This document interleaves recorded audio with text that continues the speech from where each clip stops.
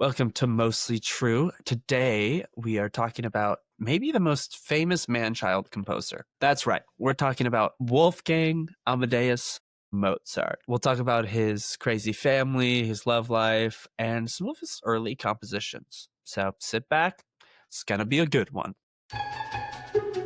Welcome to Mostly True. It's like a podcast. So talk to me about Mozart and tell me what is there to learn about this man? Okay, so Mozart is, I think, in some ways I relate so much to Mozart. And in other ways, he is not anything like me. He's, Okay. I said it in the intro. He was kind of known for being like this kind of juvenile, sometimes inappropriate, could go from writing like these crazy symphonies to like crazy hanky-panky with the wife. My goodness. And it's just like this known thing. Like there's letters, like fully pornographic letters that he wrote to friends and family. But then he also has some like insanely like intellectual and like theoretical, like great writings that are more like philosophical. So it's just kind of like he's this really interesting dichotomy of man and child in one. Okay. So I want to know what parts of that you are relating to. I mean, I can relate to just like the silliness. Like I was reading how he would be like writing a symphony at the piano or something, and then 2 seconds later he'd be making like cat noises on the couch. Ooh. So yeah.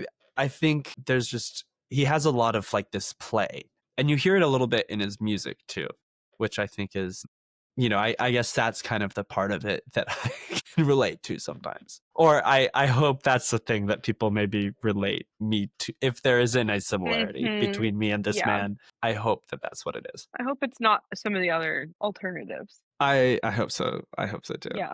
Odd to draw that comparison. But move on. Let's move on. Of all of the composers we've talked about, this was the only one that I was like, I think we're the same. Okay, so he's a little bit of a nuisance, a little bit of a freak. Yeah. I'm not that surprised yet. Yeah. Yeah. But I think, he is one of, I mean, we may have talked about a couple other composers, but he's, I think, maybe one of the most famous child prodigies when it comes to music. And part of that might be because he died really young, like he was only 35. But I also do think that the part of it may have been that he went on tour for a lot of his younger life. So he really like became so well known at such a young age. So I don't know what it is, but I do think in my mind, when I think of child prodigy, Mozart is maybe one of the first names that comes to mind. Yeah, I would agree. So I think something else that's really interesting about what? I don't know. I was thinking of like Emily just started laughing. I was like, is it something I said? I don't feel like it was that funny.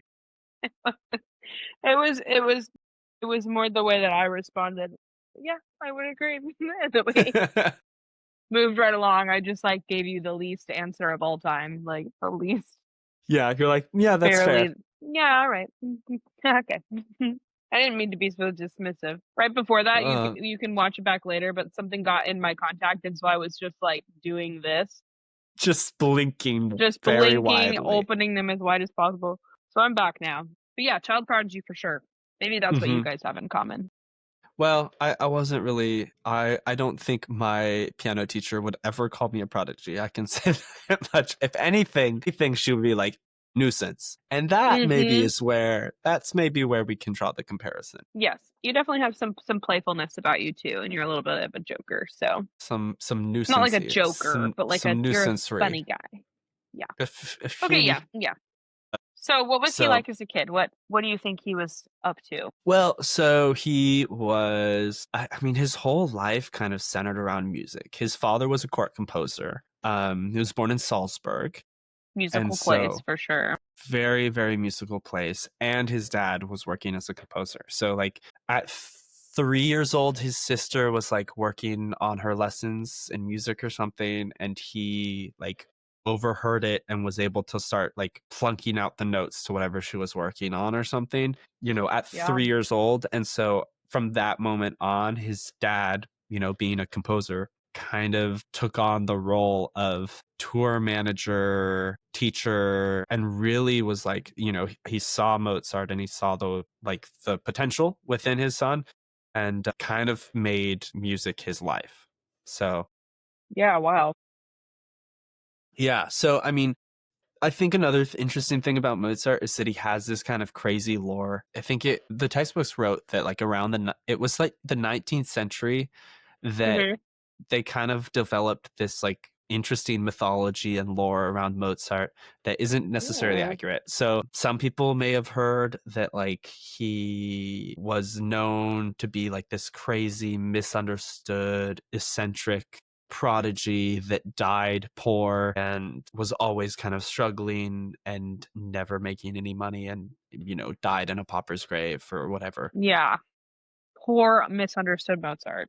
Poor misunderstood Mozart, and like wasn't appreciated in his time, but wrote some of the greatest music. And I think that is one of the things that is inaccurate. So like within his time, and I Mm. think a lot of like history has kind of rectified itself to be like, no, that's not true. Like, Yeah, he was known. It's all he got his mhm. flowers. Yeah, and even within like the last few years of his life, he was kind of, he may have had some struggles. He was a freelance composer for a time, so like he definitely had some money problems, and there's some letters that we have that he wrote to family members that are the book I read called them pathetic. Oh, They were like ooh. true, he did write letters that were quite pathetic, like he was not doing well. But it is also known that like by the last couple years of his life, like the last year before he died, he would have made the equivalent of like $100,000 in that last year today. So he was doing all right and Yeah, yeah. was very well respected among his peers and the public. So yeah, so that's kind of one of the myths that isn't necessarily accurate. They were giving him too much Has credit. Yeah, it definitely has some kernels of truth to it. He was a little bit eccentric, we know that, but maybe not as like crazily misunderstood as some Mhm. people might have heard. Want him to be. Yeah. So something else I think that's interesting about Mozart is when we look at like his music specifically, Mozart is kind of an interesting case because he didn't necessarily invent anything in his life. Got this like he's a big name when it comes to music. Like you can't talk about classical music without mentioning Mozart, But yeah, he's everywhere.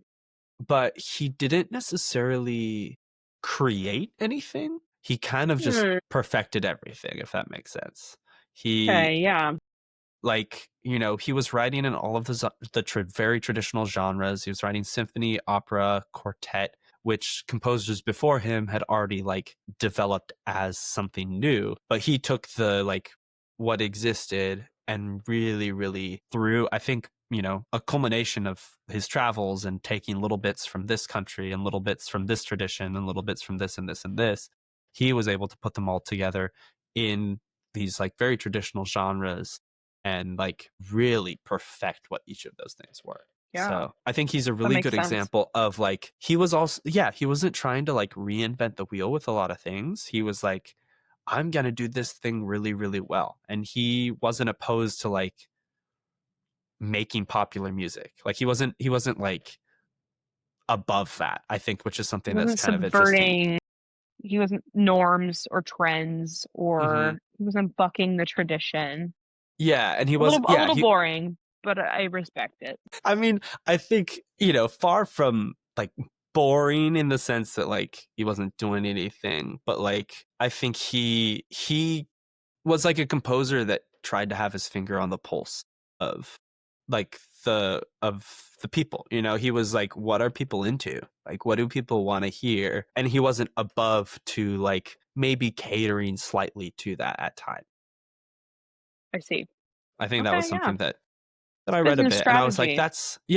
that's something really interesting that you don't hear many composers doing as much. Doing. Yeah, yeah. So yeah, let's talk early childhood. Yes, get into it. Yeah, so I mean, he's got a lot of fun stories. Our guy Zart. Zart. our Zardy guy, Wolfgang. So father was Leopold. We talked about him. He was a court composer.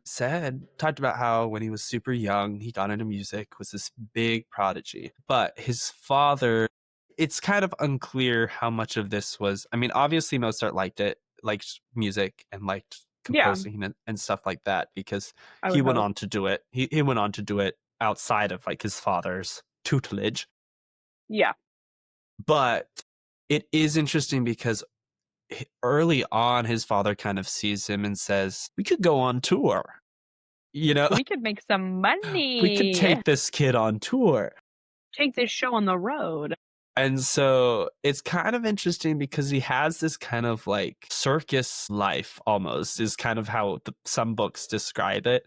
In his Interesting. early years, where his dad takes him all over Europe and kind of puts his kid out on stage, and there would be like, I guess, posters for some of the shows, and like some of the things that it would read would be, he will play concerto for the violin and will accompany symphonies on the harpsichord. The keyboard will be covered with a cloth. So it was kind of like these gimmicky things that he would put on That's these posters crazy. that his kid would do. Another one was, he will instantly name all notes played at a distance. And then another one was, he will finally improvise as long as may be desired and in any key. And how old is he at this time? This is like between the ages of 6 and like 15-ish. He was a cash cow for his dad. Yeah. He was a toddler and tiara. That's crazy. He was the dance mom's kid. Yes, Like, exactly. Abby Lee was, this was her She wishes JoJo this was her Siwa. kid. Yeah, like this is JoJo Siwa. Yes, exactly. this is the JoJo classical Siwa. music era's JoJo Siwa. Yeah. What's the inflection? JoJo Siwa. JoJo Siwa. Exactly. Wow. What a way to grow up. I wonder if that was traumatic for him at all. He was a child star. Yeah, so I mean, like part of that is maybe why you hear these stories of him kind of never growing up, maybe. Yeah, lashing out. You know, like well into, and part of it is tough because he never, I mean, he died so young that there's Yeah, no way of knowing whether, like, you know, that was just his 20s. Like, so much of what we hear is his 20s, and it's like, what guy in their that's 20s true. isn't kind of a man child? And so we don't necessarily have like all of these later years of like, he like grew into, He got just so like, normal.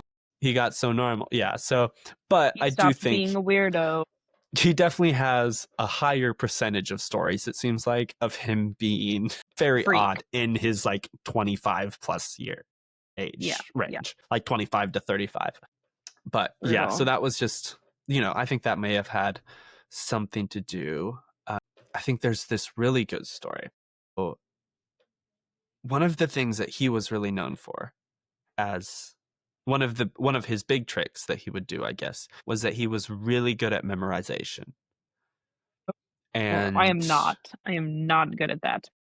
I am so bad.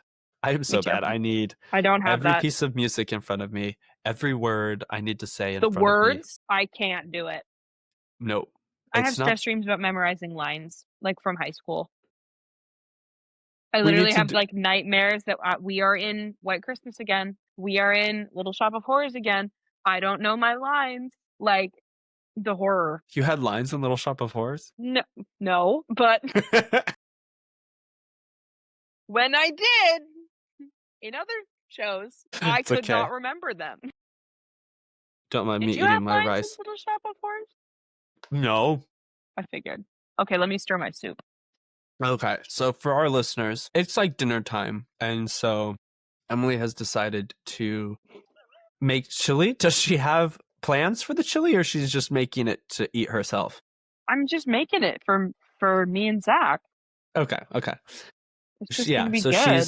she's making chili, so she's gotta, you know, check on that and stir the pot every now and again. And fortunately for your listening pleasure, you get Emily You get to hear the stirring the sound. chili.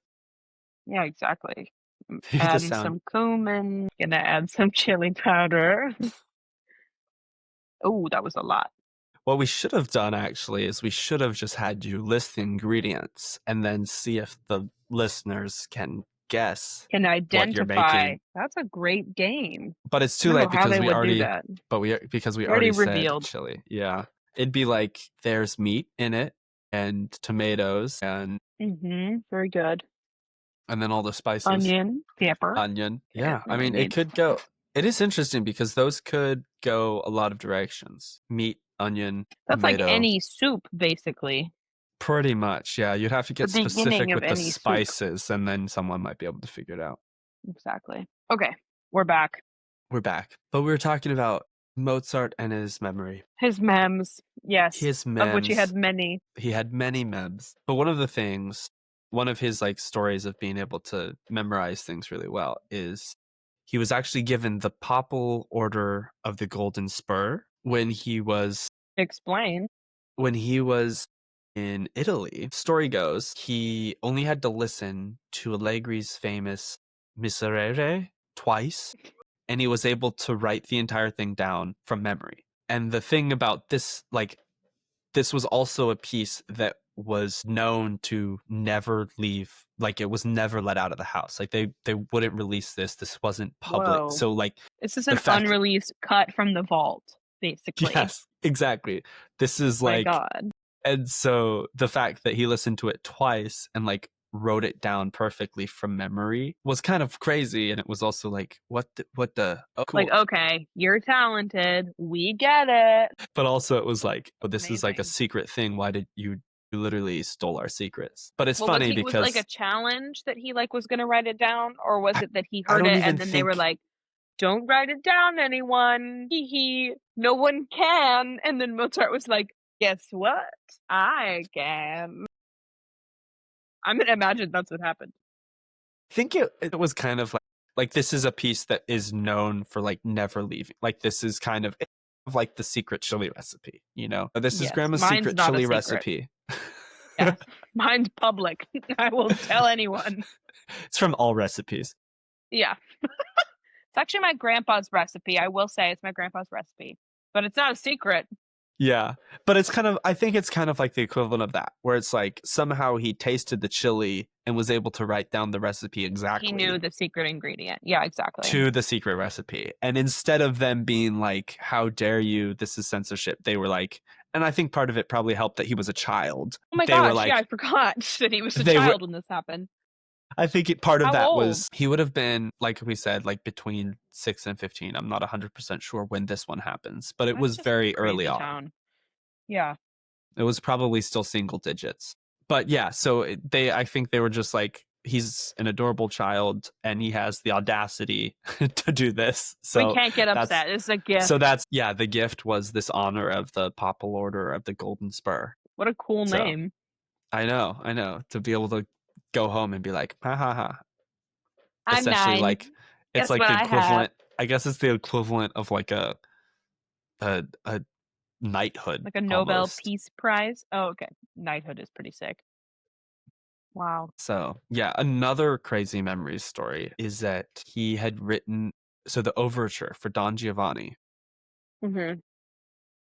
The story goes that he literally had like written it entirely in his head. So he was known for being able to like write entire symphonies. He could just write in his head, like in a stagecoach.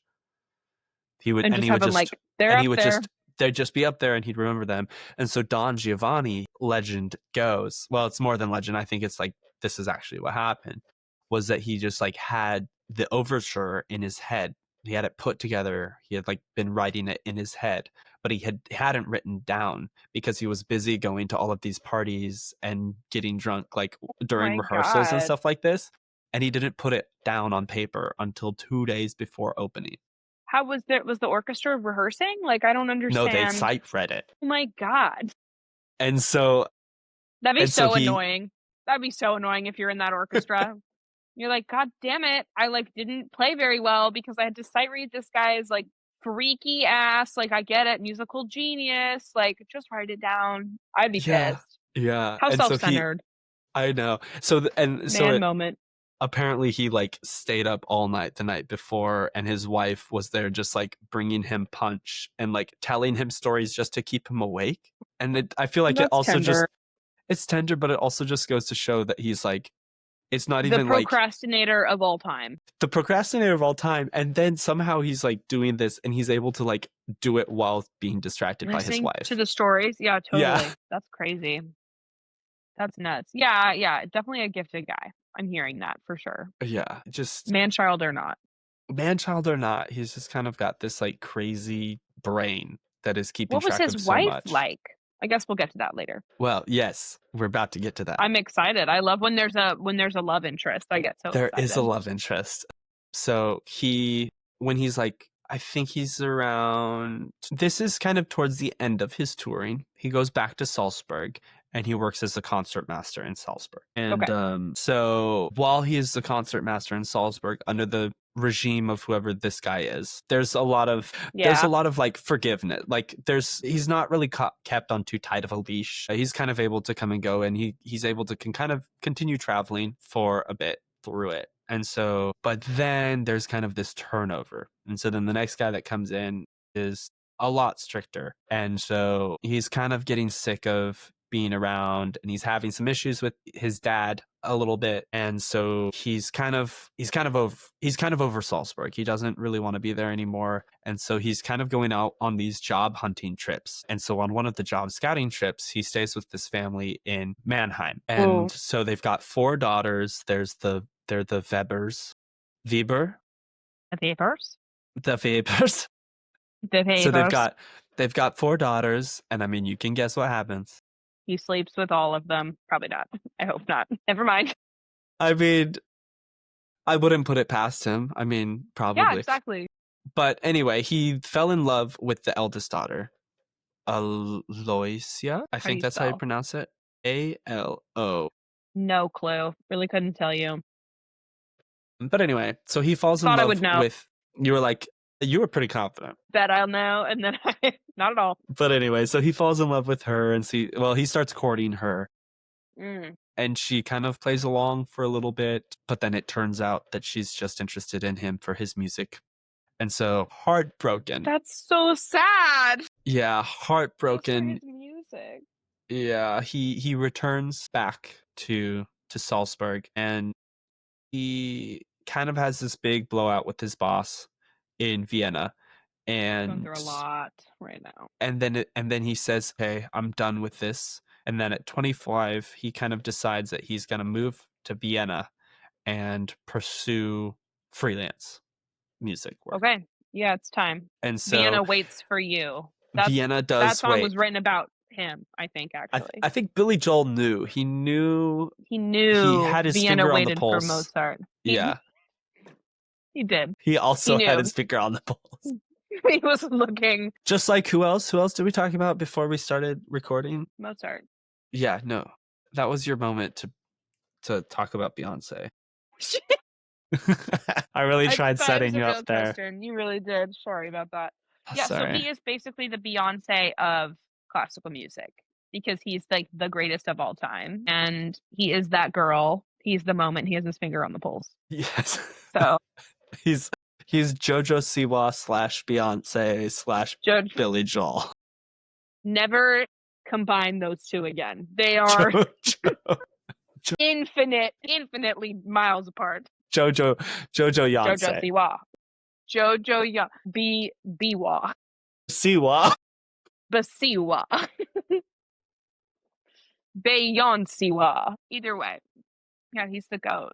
The Beyonce. He really is. He's the Beyonce. So now he's 25. He's in Vienna. And then the Webers, Mama Weber, yes, is like, I'm sorry that, things didn't work out with the eldest daughter. We have another daughter if you want her. And so I guess she was like the quote unquote less pretty, less talented. Oh. But that's so I think sad. It sounded like it actually worked out really well for the two of them because she was able to really be the, we talk about how he's this man child and he's just goofy and silly, I guess, at times. And I think she similarly was like able to kind of handle that and like kind of give it back to him in a way. So it sounded like their relationship, while it wasn't necessarily the sister that he wanted, may have been a better fit, honestly. I wonder if it was really awkward at family functions, you know? Like, knowing here's like my wife and her sister, my ex, who didn't mm-hmm. want me for anything but my money and my music. Yeah. How upsetting. Yeah, because they were also, I mean, one of the things that I think was a point of contention with his father was that they were not a wealthy family. They were like, it was like a poor bassist, I think. The dad was like a bassist who didn't make any money. He was I thought he notably was a poor. court musician. No, the father, the Wiebers. Sorry, should have known. Sorry, I should have clarified. But so they were notably poor, and so I think that was a point of contention, is that like Mozart didn't consult his father before he was going to like court this woman, and so his dad kind of was super mad about that and was like, you need to come back to Salzburg. And so that was kind of one of the big things that blew up when he finally was like, I'm leaving, I'm going to Vienna. That makes sense. Yeah. And so when he was in Vienna, then Constanze is the younger daughter. They end up getting married. They have 6 children, only 2 survive infancy. Man, which is sad. Not good. Bad odds, yeah. But they have 2 living how it children. Was back then. Well, they're not alive today, but they lived. Obviously not. They are actually immortal. That was another thing about him. He had immortal children. That's amazing. He died early so they could live forever. So they could live forever. They took his life force as well.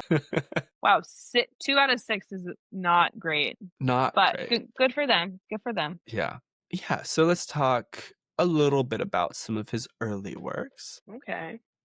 We have his first opera, which opened in Munich in 1781. Idomeneo. Sounds good. Idomeneo? Idomeneo? I'm going to look at it. Idomeneo. But it was a success. Did really well.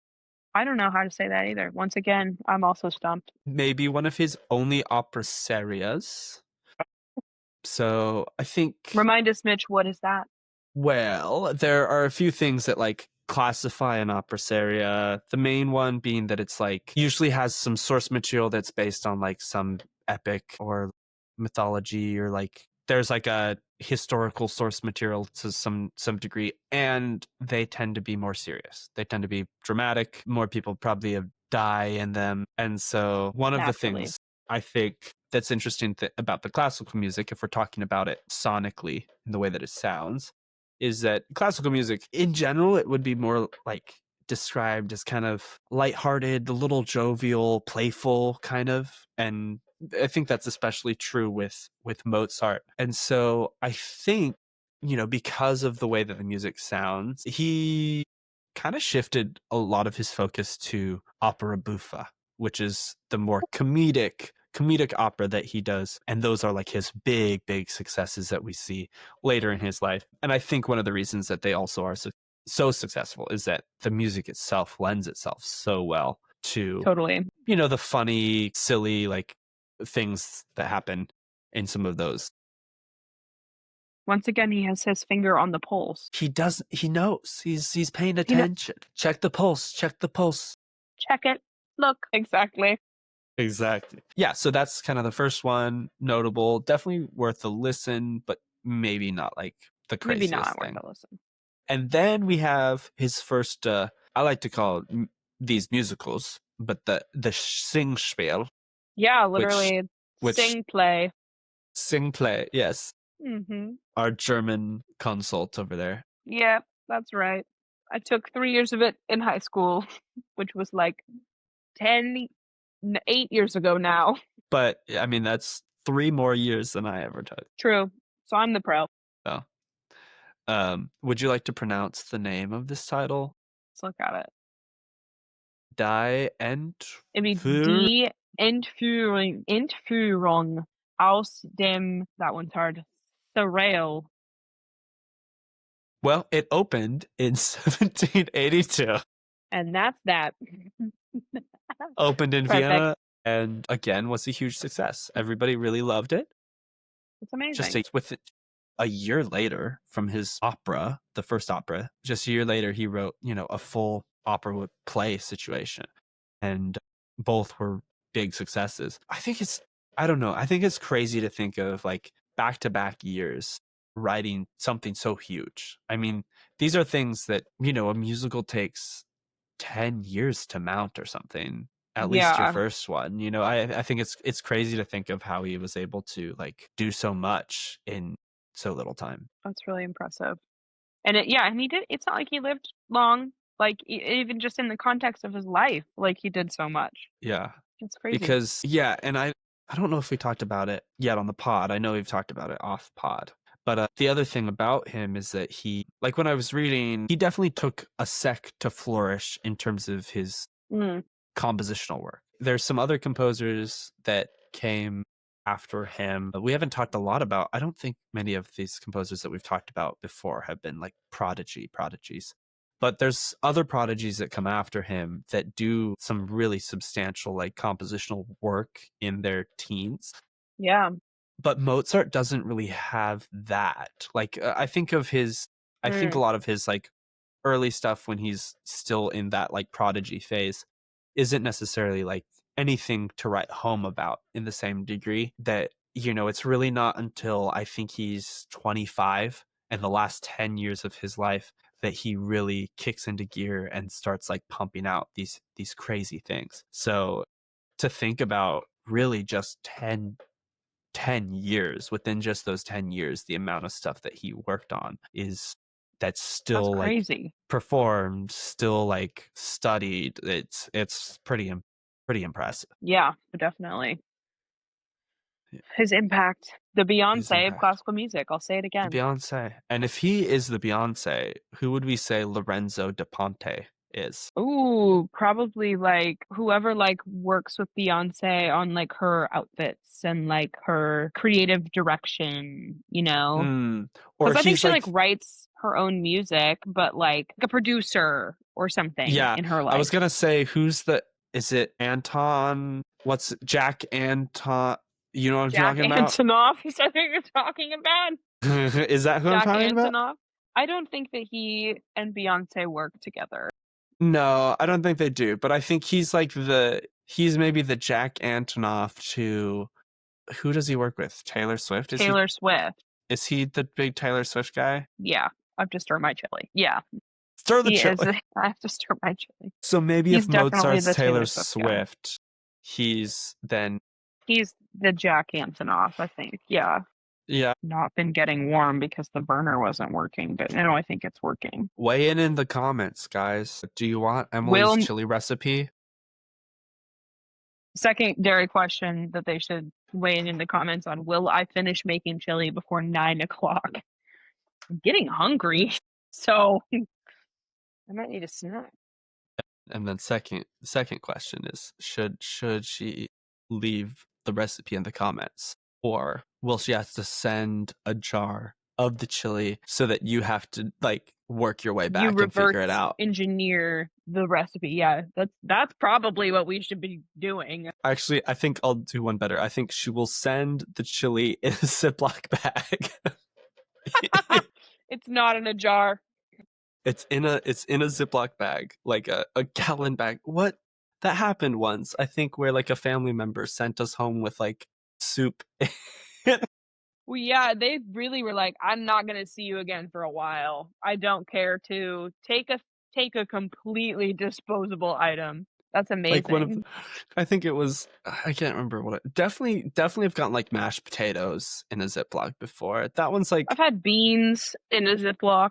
Like baked beans. Yeah. Love baked beans. Love so good. There's some things where it kind of is on the cusp of like, is this acceptable? Soup is like, yeah, soup is one where it's like, definitely not. Why would you do that? But then there's some where you're like, this is almost solid enough, but also does it bag? That's the game show. Is that going to be a new segment? Yeah, does it bag? We'll do wed, bed, behead, and then does it bag. Like it. I'm into that. But anyway, okay, I guess let's talk about Lorenzo. We gave him such a great intro. Sorry, yeah. And then just said strip. So Lorenzo born 1749 to 1838, was a librettist. And the way that he ties into Mozart is that he worked on 3 of Mozart's biggest operas. Interesting thing about him, he was born Jewish, converted to Catholicism, and became a priest. That is really weird commitment, honestly. Okay. Really, really interesting, because it wasn't just the conversion, it was also, I'm going to take it all the way and become a priest. Yeah. But he moved around a bit. So he worked at a post in the imperial court. He was in Vienna, so that would have been, where he and Mozart, met. He wrote a ton of libretti. He wrote for 28 operas and 11 different composers. So okay, that's impressive.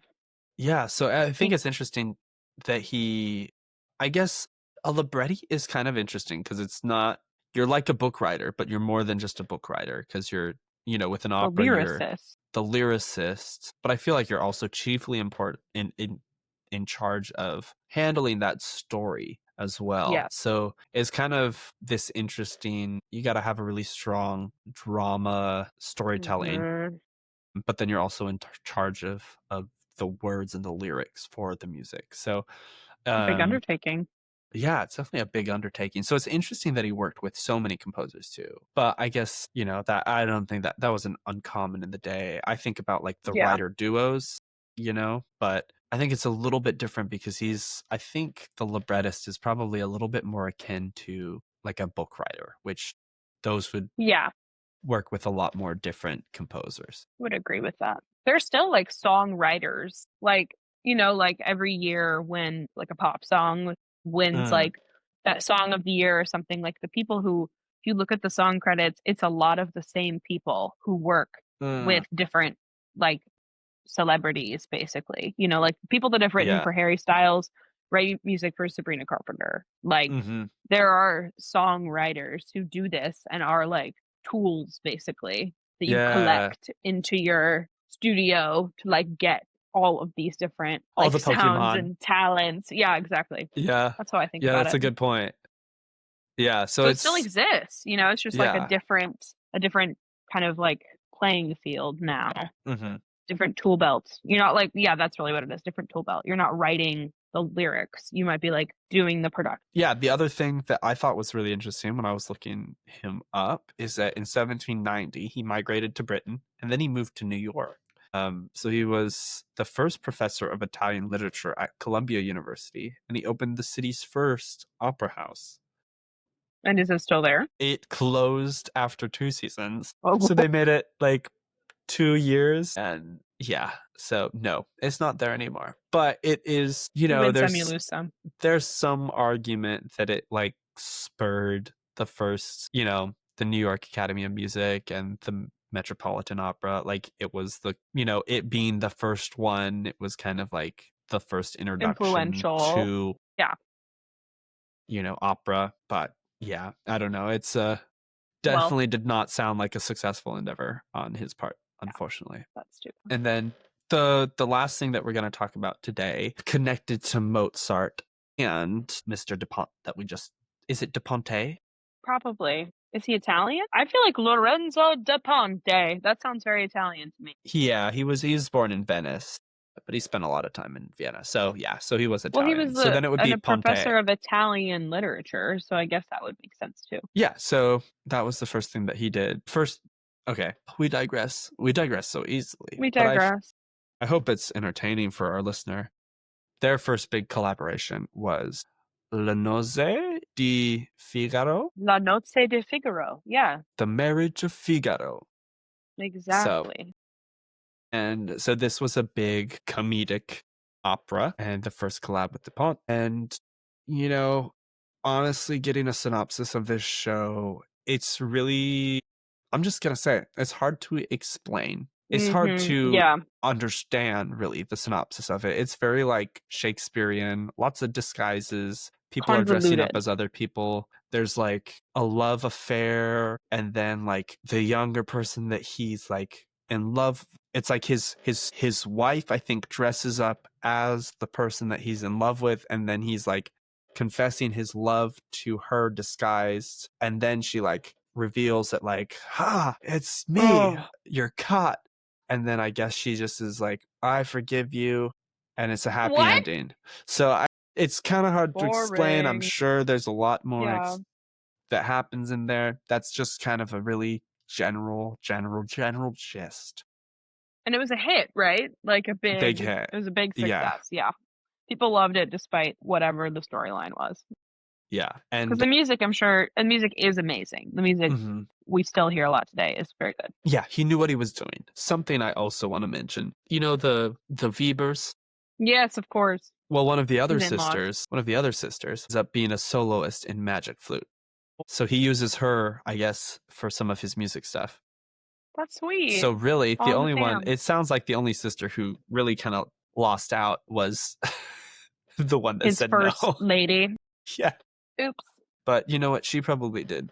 She probably did just fine. I don't I know. just want to, Maybe. I want to say that she is better off for not having dated Mozart. Yeah, whatever. This fried rice is horrible. Why do I keep eating it? Well, that's one of those things that you like want to be good so badly. And it's so simple for all of our isn't. listener that's not watching. I just took a nice bite of a not nice bite actually of some fried rice that I bought, unfortunately, from Target. First mistake. Don't buy your rice from Target, your fried rice specifically, your frozen fried rice from Target. Okay, it's our classic time of the show, wed, bed, behead. Yes! All right, what are we wedding, bedding, and beheading? So I feel like, you know, I want to keep it topical. I can't use this person because I know what you're going to do if I use it. But I'm going to say, okay, wed, bed, behead. I'm going to go Miss Weaver, not the first one. The second one. The one okay. the one Mozi marries. His wife.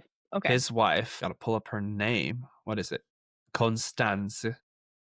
Constanze. Well, they're not Italian. I don't know why I always turn things Italian. Boring. Constanze. Okay, so we got Constanze. Let's go Lorenzo. And let's go Jojo Siwa. Oh my god. I didn't expect Jojo Siwa. I did not expect that one. I'm thrilled. Okay, let's see. It's probably gonna have to be wed his lovely little wife.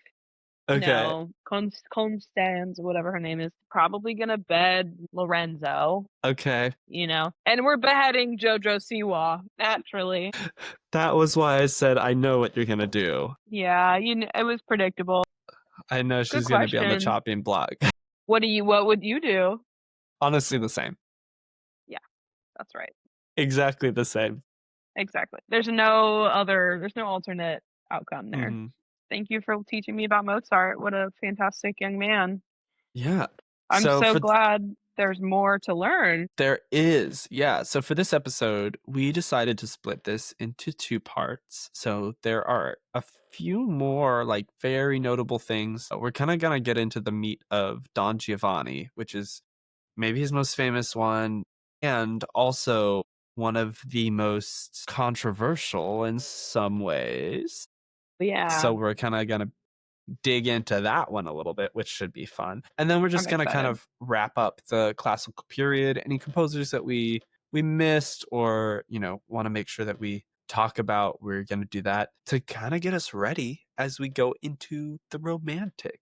Yes. I love the romantic period. I think is my personal favorite, if I'm being totally honest. Yeah, it's really fun. Thanks for joining, and we'll see you next week. Bye.